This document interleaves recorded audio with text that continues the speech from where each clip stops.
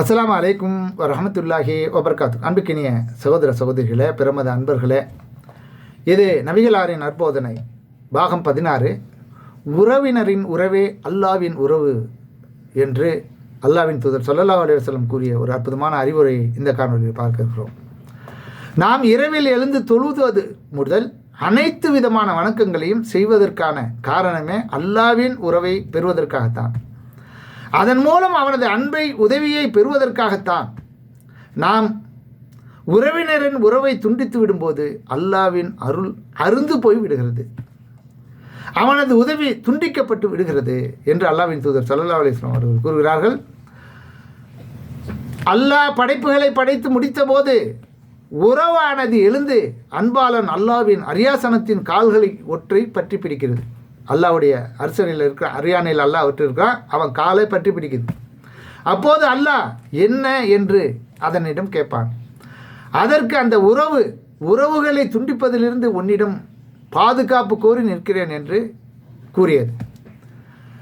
உன்னை, அதாவது உறவை பேணி நல்ல முறையில் நடந்து கொள்பவருடன் நானும் நல்ல முறையில் நடந்து கொள்வேன் என்பதும், உன்னை துண்டித்து விடுகின்றவரை நானும் துண்டித்து விடுவேன் என்பதையும் உனக்கு திருப்தி அளிக்கவில்லையா என்று அல்லாஹ் கேட்பான். அதற்கு அந்த உறவு ஆம் என் இறைவா என்று கூறியது. அல்லாஹ் இது உனக்காக நடக்கும் என்று கூறினான். அல்லாஹ்வின் தூதர் ஸல்லல்லாஹு அலைஹி வஸல்லம் அவர்கள், நீங்கள் புறக்கணித்து பூமியில் குழப்பம் ஏற்படுத்தவும் உங்கள் உறவுகளை முறிக்கவும் முயல்வீர்களா என்ற அல்லாஹ்வுடைய திருமறை குர்ஆனில் இருக்கின்ற 49வது அத்தியாயத்தில் 22வது வசனத்தை நீங்கள் விரும்பினால் ஓதிக்கொள்ளுங்கள் என்றும் அறிவுரை கூறினார்கள் என்று அபூ ஹுரைரா ரலியல்லாஹு அன்ஹு அவர்கள் கூறக்கூடிய இந்த செய்தி புகாரில் 5987வது ஹதீஸாக இடம்பெற்றது. ஆக இந்த நபிமொழியிலிருந்து உறவு முறைகளுக்கு எந்த அளவுக்கு அல்லாஹ் ரப்புல் ஆலமீன் முக்கியத்துவம் தருகிறான், அந்த உறவு முறைகளை பேணி பாதுகாக்கக்கூடியவர்களுக்கு எப்படிப்பட்ட நற்சான்றுகளை அல்லாஹ் வழங்கியிருக்கிறான் என்பதை நாம் சிந்தித்து சீர்தூக்கி பார்க்க வேண்டும். எனவே தான் உறவு முறைகளை பொறுத்தவரை நம்ம அது கூட ஒட்டி உறவாட வேண்டும், பிரிந்து வாழக்கூடாது என்பதில் மாற்று கருத்து கிடையாது.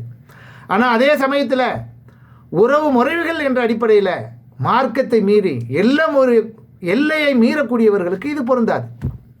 நூஹ் அலைஹிஸ்ஸலாம் அவர்களுடைய மகனை பற்றி அவர்கள் அல்லாஹ் காப்பாத்துன்னு சொல்லி கேட்கப்படக்கூடிய நேரத்தில் அல்லாஹ் அவர்களுக்கு என்ன பதில் உரைத்தான் என்பதை நீங்கள் சிந்தித்து பார்க்க. நீ பெற்றுட்டா அவனுக்கு மகனா, நீ சொல்கிற மார்க்கத்தை கேட்கலையேங்கிற எச்சரிக்கை செய்தான் என்பதை கவனத்தில் கொண்டு செயல்படும்.